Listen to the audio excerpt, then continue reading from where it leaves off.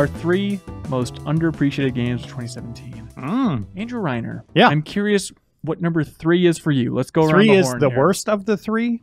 Yep. Worst of the best. I'm going to go with a game called Embers of Miram. Did you make this Anybody play this? Literally no idea what you're talking about. I played it with you. Yeah. You and I discovered it together. You hand in actually hand. proofed my review, JV. I don't remember this. Yeah. Yeah, you did. It is you play as kind of a cat on 4 legs that Love it. Yeah, that's all there is to it. It's a platformer, side-scrolling platformer, but at one point you will separate your body into 2 energy beings, which you control with both analog sticks, and you're going to be like crisscrossing on paths, so you got to like use your brain to try to make these patterns to get up to higher ledges, reform as the cat, go along. Are you sure I read this review? Yeah. I don't remember this. I gave it an 8 out of 10. It's an indie game by Creative Bites Studios, Okay. and it's on Xbox One, PS4, and PC. But if you like platformers, if you like kind of mind-bending challenges, it's a lot of fun. We played an episode of What the Heck Is This? Is how we kind of ran Yeah, across that's where we it, ran so into you it, can and go then I find reviewed it. Yeah, I couldn't put it down, so I kept playing it, and I was like, you know what? I wasted all of my work time. I should write something about it. It's natural. It's like a platformer, catformer, and then like Brothers, Catformer, where yeah. you're like controlling. Yeah, exactly. Like Brothers a lot. Weird. And I assume it's like a short little experience.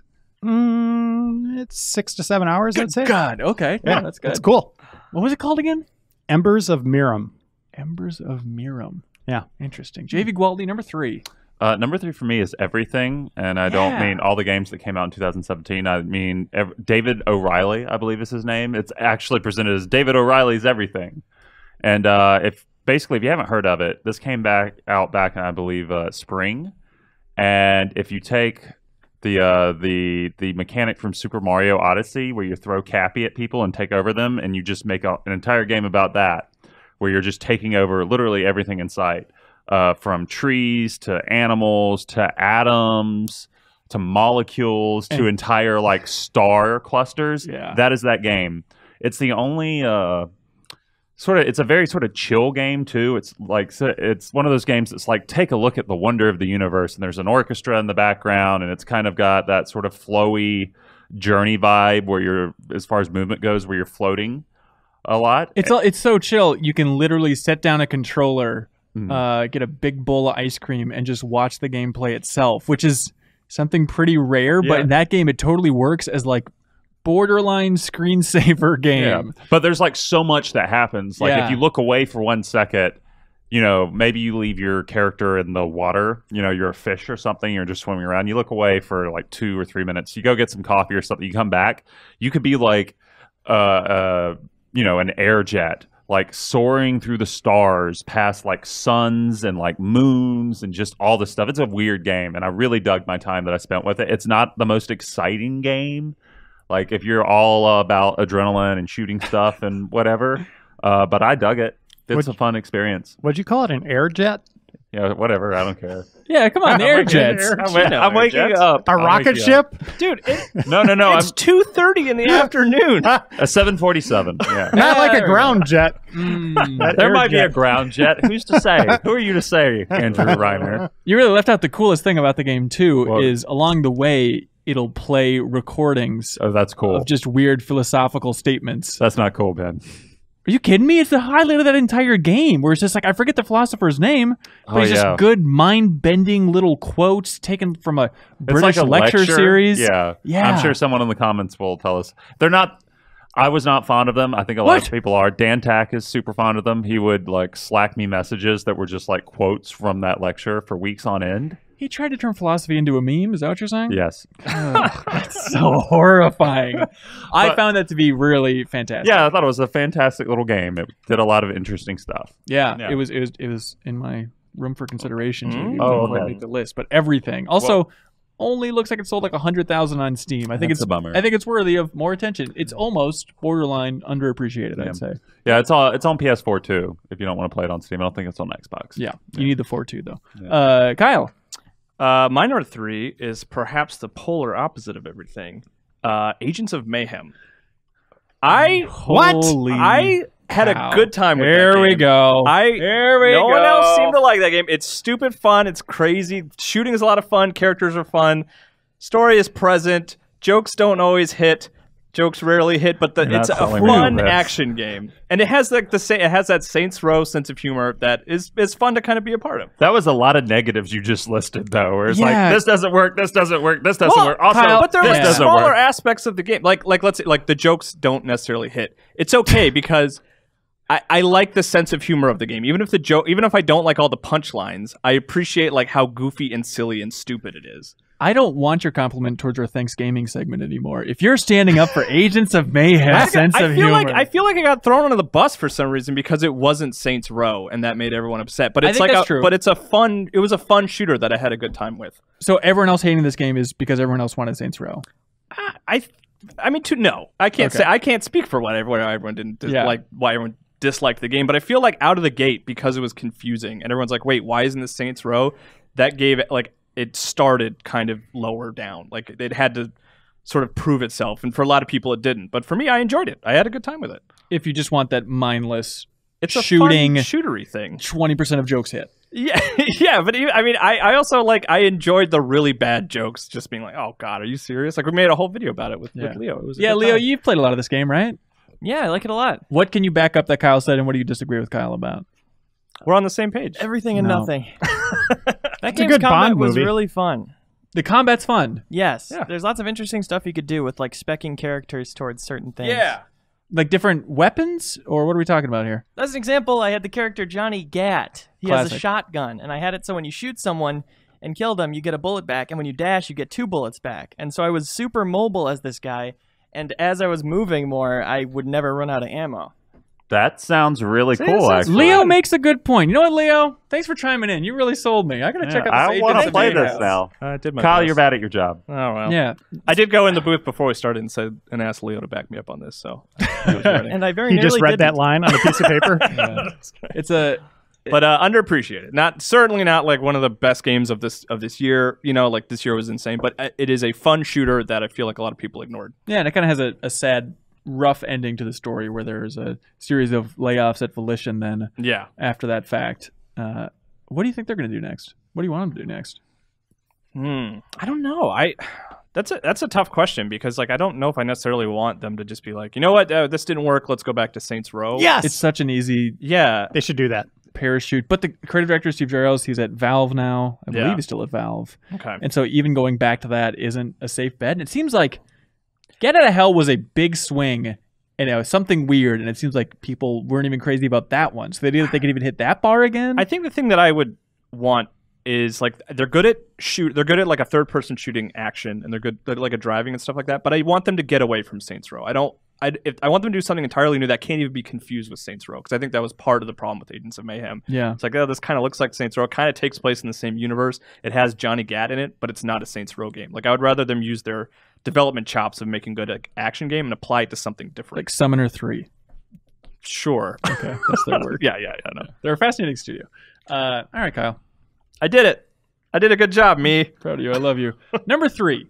One of these, it's like, God, why do I feel like this was underappreciated? It's like, oh, that's right. We never talked about it on the Game Informer show. It was one of those where it's like, oh, maybe we could swap you in. I don't know if it's really worth the discussion. And then I ended up playing it and was like, yeah, this game totally deserves more love, and I feel like no one's talked about it this year. Nidhogg 2 is a great time. Yeah, the first Nidhogg, I don't know if you played it, but it's a very simple, preferably local multiplayer game where it's just this fencing tug of war, back and forth, trying to get captured and eaten by this giant space worm. But Nidhogg 2 then, when it was announced, everyone was like, this art style is garbage. Everyone was so negative on the art style for Nidhogg 2. Playing it, I think it's awesome. It's this gross kind of 90s adult cartoon vibe. It straight up looks like the Clay Fighter from Super Nintendo, and I loved it. Like even when they showed it off, I was like, yeah, I'm into this aesthetic. It looks interesting. Yeah, but just a fantastic soundtrack. We should have really talked about it last week on the podcast even. You cycle between weapons now every time you die, and all the weapons are fun to use. Different swords, bows, just having that ability to chuck all these different things as well as your opponent in this tug of war. And the art, I really grew used to it. I really learned to love it. And like for local multiplayer, it's so cheap. it's just a slam dunk on Steam, and it didn't get much love. Yeah, it's also got great modifiers too. Like, you know, you can throw your weapons, and one of the modifiers is like boomerang. So I was playing with Elise one time, who threw an axe at me or something, and it swung past me and came back around and missed me again, but hit her dead in the face. Oh, wow. And it's just great. It's like little moments like that totally sell that game, where like the unexpected can happen at any point, where you just fall down like a pit and die. You know, it's so much fun just to even lose in that game. Yeah, and I think the default is without a timer on. And I think like in competitive play, they leave the timer on. But having no timer, sometimes the tug of war going back and forth between those screens, just you kill, you run a couple screens, then you get bounced back. Like, I played one round with a friend. It was like 45 minutes. Yeah. And it was still intense and screaming the entire way of just gnawing and trying to get just one screen over. Yeah, on paper, that should sound dull and frustrating, but it's so intense. I hope through podcasts it's less dull. Yeah. Reiner, did you ever play either Nidhogg? Nope. You would love it. If you stumbled across it like on a what the heck is this type of thing, you'd be like, what is this? This is the greatest thing ever. If I discovered it, then I would love it. If I didn't, I don't want to play it. Christopher Columbus I have to be the first. Yeah. I understand. Number 2, Reiner. Yeah, a game I discovered called Get Even. You asshole. Oh, that was mine. a little game from, what is it, the Farm 51? Farm 51. Who can and forget? Bandai Namco. It's kind of like Saw meets Like Condemned meets Inception. Inception, yeah. And I kid you not, like if you really kind of wrap your brain around what those three things might be together, that's really what this game is.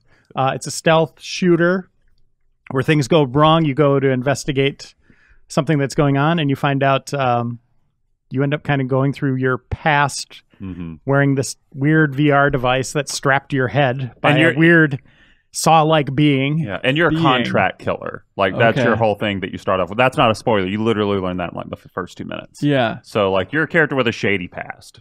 Yeah. It seems so. It fills that role of just a relatively short single-player story that's just wacky as hell. Yeah, it's not short. Oh, it's not short. I mean, it's like 10 hours, right? Yeah, it's like 9 to 10. Yeah. Okay. But imagine like if some developers like looked at Metal Gear Solids 2, like just batshit crazy plot stuff, and were like, all right, let's do that, but low budget.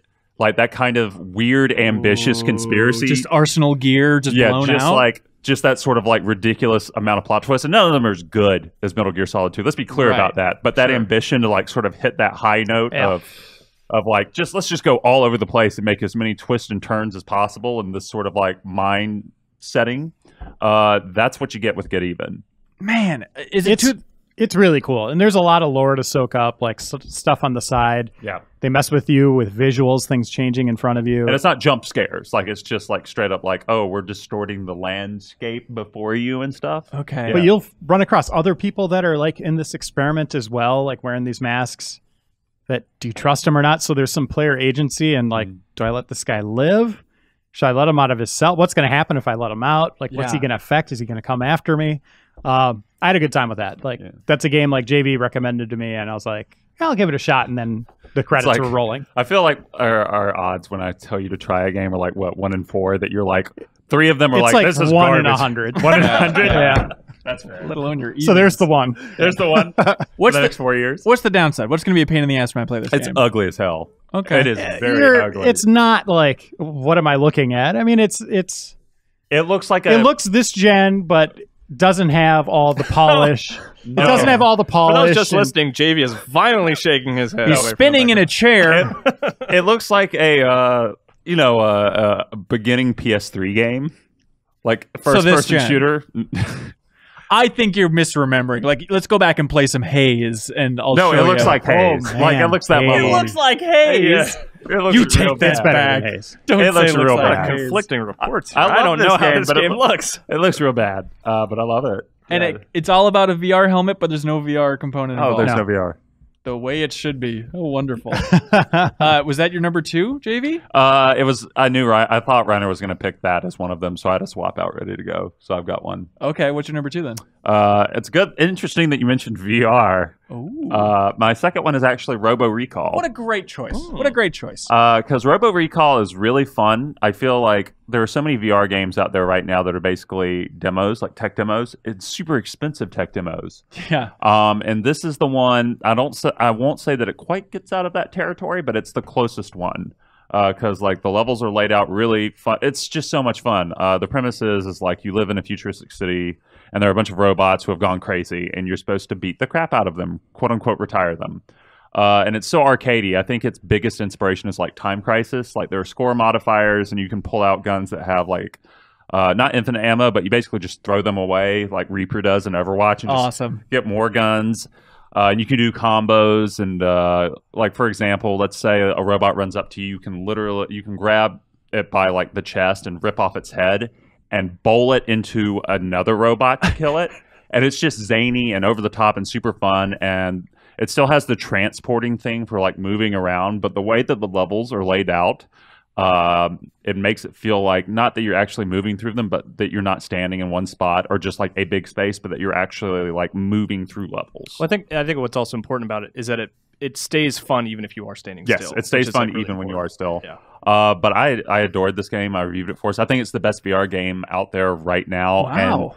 And they totally just it's one of those weird things where it feels like they sent it out to die. Like they announced it when they announced the Oculus Touch. Yeah. And there was no advertising for it when the game actually came out. Like they didn't even send out a press release. Well, what VR game hasn't been sent out to die?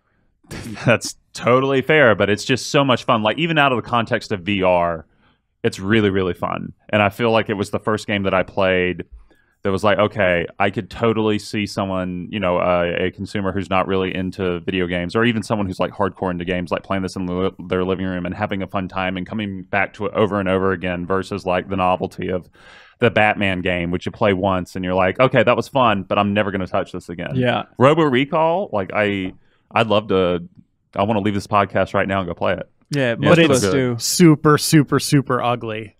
Yeah, so it looks like early Super Nintendo game. Yeah, Unreal Engine 1. Super Nintendo. Yeah. FX so chip good. 1. Oh not my 2. god. I did not play as much as you, JV. I played probably like, I don't know, an hour or so. And one thing that like struck me just as a quick side thought of that game was like when you're tearing off like limbs and stuff like that, I was like, man, this like I understand why this is robots, because like oh yeah, if this was like human people or like, even zombies or something. As much as I've been exposed to gore throughout my life, like in a video game, like I just it was just a weird thought I had. It was like this game would be just. It would ruin me if this was anything but robots. I don't know. And then the game ends, you look in a mirror and you are a robot, just crying, just leaking oil. Yeah, I understand. But yeah, it's super fun. If you have an Oculus for whatever reason. It's just Oculus? Yeah, it's still Oculus for now. Okay. Your Oculus might have even come with it. Like, Yeah. It might have just like come with a code if you bought like Yeah, no. Yeah, if you get it for free if you have Oculus. For people that won during Extra Life, definitely check Play out it. Robo Recall. Yeah, or if your friend has an Oculus, if your loser friend has an Oculus. Hey, winner friend, some say. Go over and play it while they're not there. Just sneak into their house and play it. And so we talked about that game back when it was a tech demo a long time ago on this podcast. I think during like our Year of VR cover story month, I believe, because it was, back then it was called Bullet Train. Is that right? Bullet Train was a. Is that separate? Yeah, it's separate. It's like the foundation for Robo Recall, but it was a different game entirely. Like it had the same sort of movements and stuff. Yeah. That eventually became Robo Recall through another iteration. In that one, you could like grab bullets and chuck them back, grab rockets and chuck them back. You can still do that in Robo Recall. Okay, too. that's still all in there. You get like specific bonuses for doing that. Okay, and the super fun move of like chucking your shotgun in the air and then warping to where it's going to land and catching it midair and pumping it and then blasting. That's I did not like that throwing animation, Hanson. Don't ever make it again. Oh, you should see my fastball. Is that what you call it when a person does a movement? Is you call it an animation? Yeah. Wait Hanson, your walking animation through this office is really check his eyes. Give him the void comp. That's probably what happens when you've been working 20 years at Game Yeah, Informer. I guess that's your brain just warps. Yeah, you lose it. Oh god. Also, I had a concussion last night. So I understand. Yeah, don't do that. Everything's kind of mixing together. Cool. Kyle, number 2. Little Nightmares is my number 2. Underappreciated. Come on, that's like. Well, we gave it It's totally underappreciated. We gave it a 9, What? but like I don't feel like anyone really played it. Or Yeah, no one talked talks about that. Yeah, it's I'm a redoing lot. my number one then. It's a lot like Super Mario Odyssey. It's a lot like you guys probably know how much I love Playdead games, and it's a lot like a Playdead game. It's like Inside or Limbo. It's kind of that structure. It's like like a 2D platformer in a horrific setting. It was actually it's interesting because they announced it like years ago, and it was called Hunger, and then it like it disappeared for a long time. It changed publisher hands, and the name got changed to Little Nightmares. They dropped the Nightmares. Hunger Games license. That's right, and it's just this really creepy sort of experience through this odd setting, and it wraps up in a really fantastic way. Like it's really cool throughout, but like the ending in particular stands out as being really crazy and just really creepy and unsettling. Yeah, Jeff Court gave it a 9, I believe. He reviewed it for us. Yeah, it's not quite 2D, isn't it? Like you move up and down a little bit. Like it's a lot like Inside, to just keep drawing that. And we asked them, the developers, about that, and they were just kind of like, no, it's just coincidence. I mean, we never heard of it. We were just developing at the same time. But it is, I mean, if you think of Inside, but you have more like forward and backward movement, it's not quite 2.5D because you can move like into the background, into the foreground, stuff like that. But you're still doing a lot of like platforming and hiding from monsters and stuff like that. It's really cool. And I feel like Inside coming out tail end of 2016, Little Nightmares coming out at the beginning of 2017. I think at the time it was like, oh, it's tough to escape that amazing shadow of Inside. And now at the end of 2017, maybe you're ready for another Inside-like experience. It does. I mean, it does have its own identity for sure. Like it's they're very similar, but like they are separate games. It's outside of just the title. It's unfortunate because I definitely wanted to play that game, but I had to review another similar Inside-like at the same time called Black the Fall. Yeah. Oh yeah. And it apes Inside to a fault. So when I finished that game, I would think I was just done with Inside likes for a few months. But I do want to play Little Nightmares at some point. Its art style looks really good, and it's pretty short too, which is like, I say that as a nice thing. Like you can get through it in like 4 or 5 hours. Or something. It's a little harder than the other games that we've been mentioning, just because there's more trial and error, figuring out where to get the key, how to get past the scouts, how you turn up the brightness on your TV. Yeah. But I like the story that game told. Like, it gets dark. It also, and very, even very dark. The protagonist definitely, like the way the choices that your character makes, independent of what you're telling him to do, or her, I think it's a her, will really creep you out. It's very cool. Yeah. My number 2, I'm going to channel the legendary Matt Miller for this one.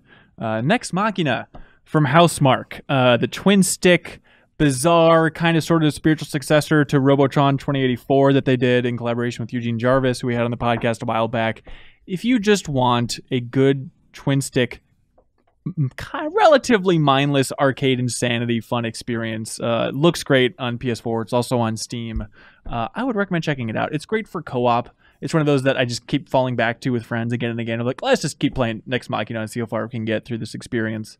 Like the levels, they look amazing. It's got a bizarre hybrid of art styles where it's kind of got that classic Housemarque vibrant techno laser mixed with a more earthy vibe, but then it changes the tone for each level as you're like rotating around this cube. Earthy techno laser. That's exactly it. You're talking about Nex Machina. Yeah, you totally got it.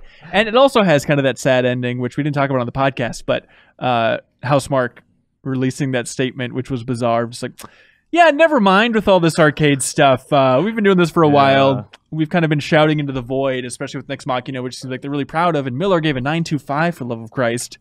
And then it didn't get that much of a reception. How much do you think the name plays into that when someone goes to the marketplace and sees something called Nex Machina? Well, I mean, they're just like, what the hell is that? I mean, there's just that hit film, Ex Machina. I don't know.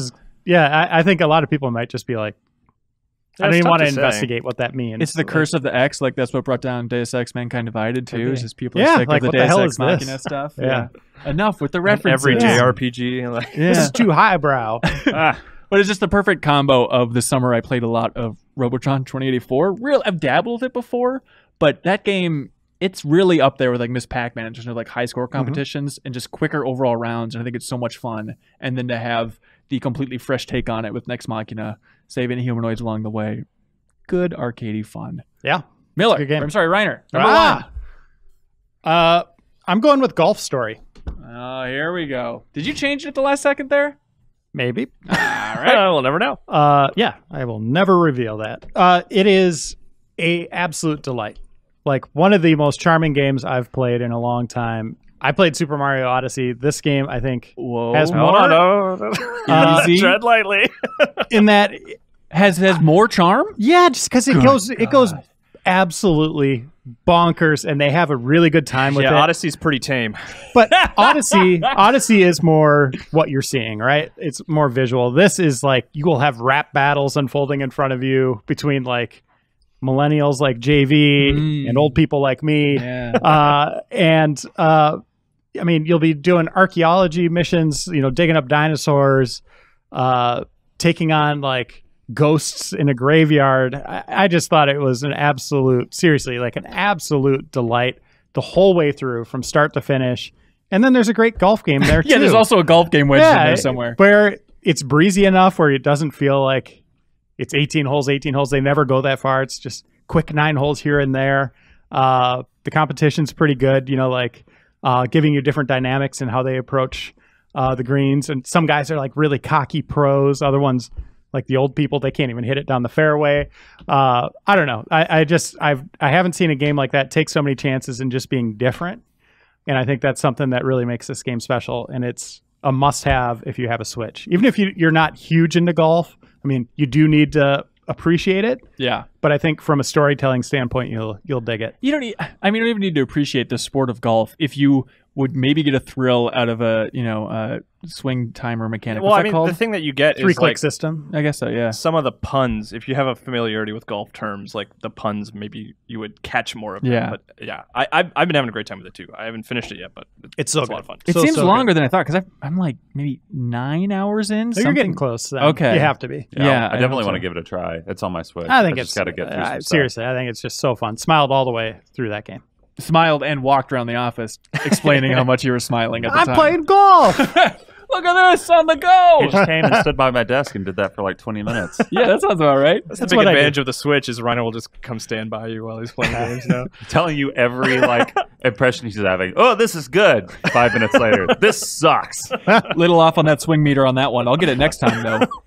Javy Gwaltney, number 1. I think this has been kind of a banner year for adventure games. Like we've had Night in the Woods. We've had What Remains of Edith Finch.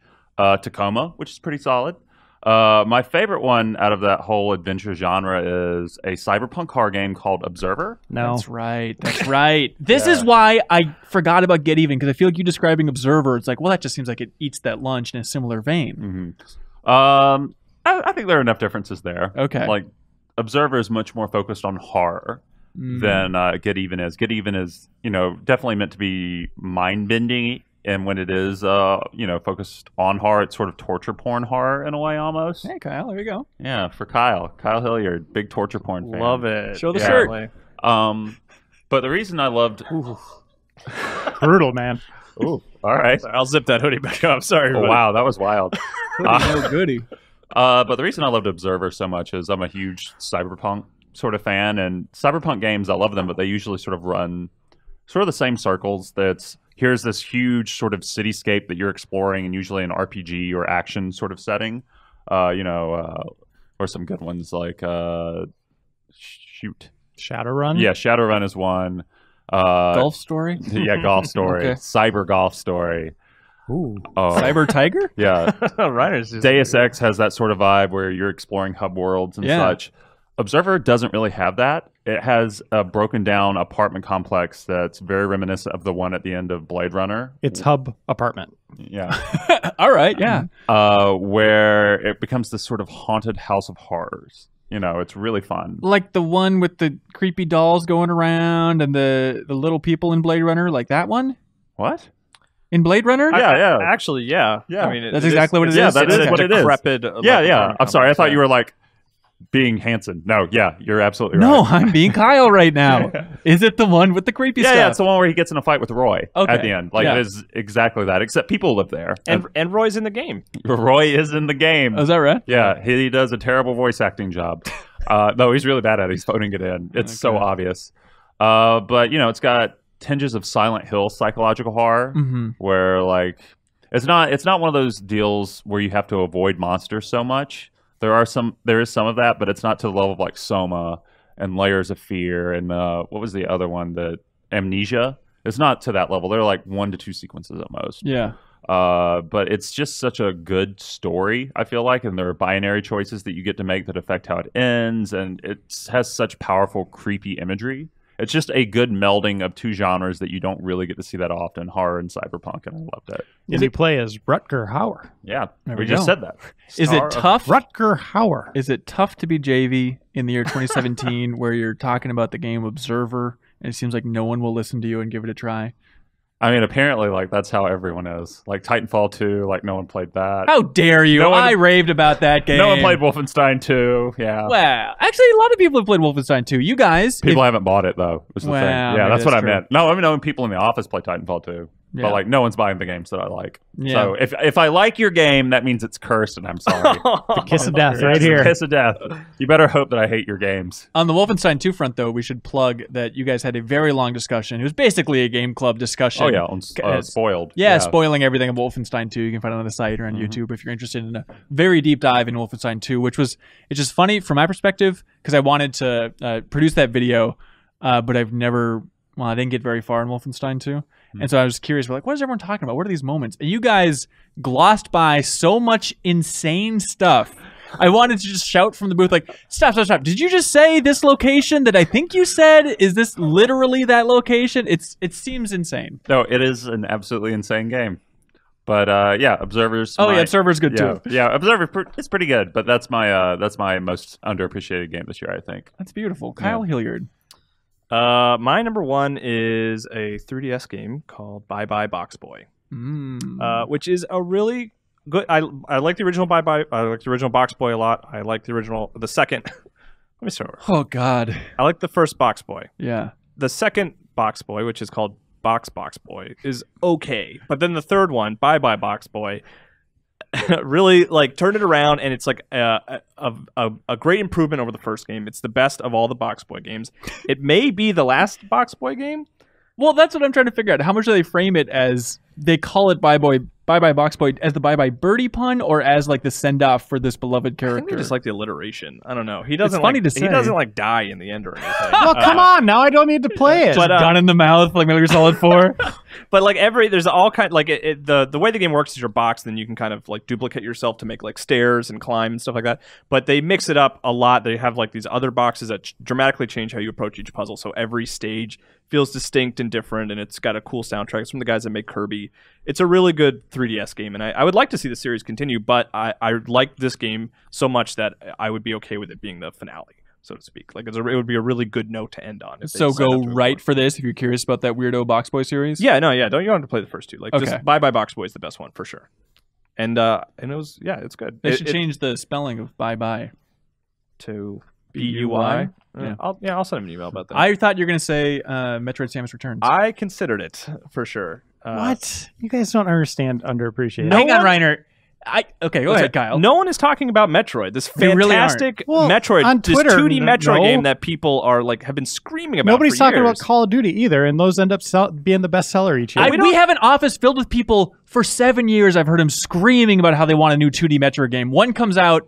I heard Serial and Reeves and Kyle talk about it. Yeah. I liked it too. I don't think, and I could be wrong about this. Yeah. If you're listening, Joe Juba, who I believe says Super Metroid is his favorite game of all time. Right. I don't think he has played Samus Returns. I think that means a lot. And even like Andy, Metroid is his favorite game of all time. I think he's started he's Samus Returns. But I feel like those people should be running around the office thanking the good Lord that this game was made. Okay, to be fair though, guys, this is a remake. Like I know that doesn't necessarily of a game that really no one played though. Right, but at the same time it's like, I could feel when they announced that game that people sort of got deflated because they wanted a new game. But I feel like once you get an hour into that game, you are playing a new Metroid game. Like it really feels like. But I see what you're saying. It's it's hard to jump that hurdle of like, it's just a remake. Sorry to go off on a tangent. Not to spoil anything. Do you guys think that game's going to be pretty high in your top 10s? Is it that good for you guys? It'll certainly be in my top 5. I don't think it makes my top 10. So you like South Park Fractured But Whole better than Metroid? Well, I mean, I played Metroid back in the day too. So I don't think it did enough to break my top 10. Wow. Yeah. I mean, I haven't played it. Yeah. I don't really have any interest in playing it. But are you going to put it in your top 10, Javy?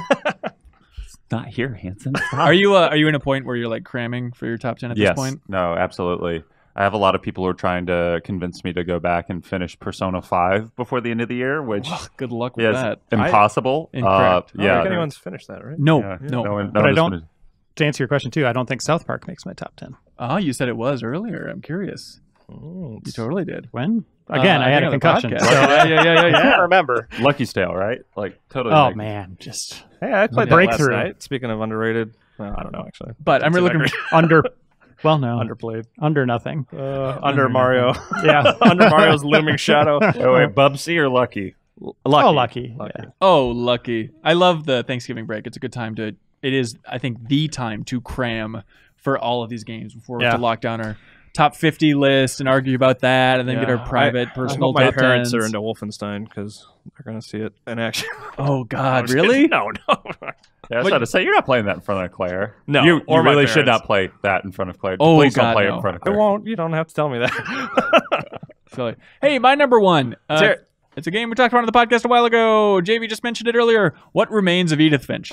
Oh yeah, it could. Come on, it's like the biggest game released this year. The biggest game released. Are you sure? 1,000 times more charming than Breath Super of the Mario Wild. Odyssey. What Remains of Edith Finch? Mario. Yeah, absolutely. The game that no one can remember the name of. I think it's my favorite. I understand it's a controversial term. The type of game where you just kind of wander around and observe the story and how there's a negative walking context. simulator. Thank you, exactly. Some people hate that. It is that, but it's a wildly creative version that's always jumping to different characters, different gameplay-ish mechanics along the way, different styles of presentation. Wow. It is so entertaining. It's like a 2.5-hour ride, and it's just chronicling the really rough family tree of the Finch family. Yeah. That's great. Here's a spoiler. Wait. I want to guess what your favorite segment is. Is it the Halloween one? Shark. Did you love the Halloween Sharks. one? It is. The shark. I knew it. Yeah. The shark. The shark one. I went back. I like the swing. Yeah, let's not spoil everything in there. But Lewis's was one that I missed on my first time through, which I didn't even think was possible, and then went back to it. And he's the one that works in the cannery? That's right. Okay. Yeah, The that cannery one is just like the high point of that game. And I can't believe it's funny And that the you missed shark. it. Yeah. I'm Yeah, glad Stop it's saying real. the shark. No, sharks are great. But I'm with you. That game's great. Hanson. That game, yeah, that'll be in my top 10 for sure. Yeah, I believe it'll be in mine as well. yeah, I'd be shocked. The shark rolls down a hill. It's funny. That's funny. There's no doubt about it, man. Joe Juba wanted me to convey this message. He says, I think most of my underappreciated games will probably have come up by now. But if not, Edith Finch. And he also says, Hellblade, Night in the Woods. Night in the Woods is, I feel like I talk about it too much on the podcast. That would be my number one, but I feel like it's getting to the point where maybe it's just feedback based on that music segment we did last week where everyone was like, oh, thank God Night in the Woods got on there. But I feel like it's maybe starting to get to the point where it's as deserved as it could be and should be. Yeah, no, that game is not underappreciated. Like, Okay. I'm a big fan of it, but people have been clamoring for, like, mobile releases and Switch releases, which they're getting. Right. Like, that game's, it's not underappreciated. But still, if you haven't played it, Night in the Woods, dude. Come on. It's so good. Yeah. Best Scott Pilgrim game ever made. I almost think Hellblade is not underappreciated. It's been selling pretty well, hasn't it? I think they said like it broke even. Yeah. I like Hellblade a lot. For sure. Yeah, I think it's actually the opposite. Like, people were expecting it to be bad, but it was good. It was super good, and people were like, "Oh man, this is really great." Yeah. I heard far more about Hellblade than I ever thought I would. Yeah, that's one of those that I feel like I need to wrap up before the end of the year. Yeah. SteamWorld Dig 2, says Joe Juba, and Slime Rancher, which sold 1 million copies on Steam before it came out. But I feel So like underappreciated. I still haven't played Slime Rancher. I really want see, to. there we go. There we go. Reiner, what's your mark of an underappreciated game? What criteria were you using? Not getting a lot of press, not a lot of reviews, not a lot of, I don't know, hits and sales, anything like that. Obviously, we don't know that data. Yeah. It's just everybody just kind of speculating, but you can kind of tell in the marketplaces when, Steam Spy, stuff like that, you can go look and get an idea of how maybe it did across the 3 platforms. So, yeah, that's kind of where I sit. Yeah. But when it gets critical acclaim, like Edith Finch, that's where I kind of shy away from it a little bit. Well, I hear you. Critical acclaim, but I mean, you look at sales and it's not letting up the charts. It hasn't cracked 100,000 on Steam. It's like, man, this game deserves so much more than that, especially considering Gone Home. I understand it was a big early entry in this genre, but that game, everybody played Gone Home. And I feel like Edith Finch is so much better. It's right there. Yeah. Also, I mean, that was like, it kind of led on PlayStation 4, right? Sony really kind of backed that game. I think it probably, to be optimistic, I bet it probably sold better on PS4 than did Steam. Yeah, I'd hope so. Yeah. Leo Vader in the booth. Did you have some underappreciated stuff you want to chime in on? I see you were shaking your head the entire episode. Except for Agents of Maya. Legend of Zelda Breath of the Wild. Sexy Brûlée. It's my favorite story of the year. I have not heard barely anyone talk about it. What is that all about? Never heard anyone pronounce it that way. Oh, I thought I looked it up and that's what it said. I could be wrong. Sexy Brutale? I thought it was Brutale. Creme brulee. Oh, sure, yeah. The creme brulee. We're getting to the important part of this discussion, is what I'm getting at. Yeah. It's set in a time loop in a mansion, and you're at a party and nobody can see you, and you've got to save everyone's life. And the time resets every 5-10 minutes, and you get new powers, and you find out why the time loop is happening, and it's very interesting. So it's like Looper meets Majora's Mask meets Clue, right? Is that the sort of vibe? Yeah. Exactly. Meets Spy Party. Now, I'm very intrigued, unless you tell me that it's coming from a Hotline Miami camera perspective. No. All right. 2.5D. Interesting. All right. Interesting. Is that just a thing with you, Hanson, I think I'm just kind of burned out on the Hotline isometric Miami. sort of thing. Yeah. Well, aggressively isometric. I don't know what you'd call that. I mean, that is top down, where you were right on the top of someone's head. Right. Just give me Robotron instead. What was that? Ruiner, right? Like that. Oh, right. God. That doesn't really... Yeah. And I'll speak on behalf of Leo for Heat Signature. Thank you. Heat Signature was my number 4. Yeah. Yeah. You got any more, Leo, you want to shout out? Now's your chance. Cool. All right. I think that's PC. him. Which one? Rock Band. VR. The PC I don't know. Thank you so much for watching this excerpt from the Game Informer Show podcast. You can subscribe to the audio version and listen to new episodes airing every Thursday. We cover big games on the horizon, games that we've just reviewed. We have long-form developer interviews, a lot of fun stuff. So check it out every Thursday.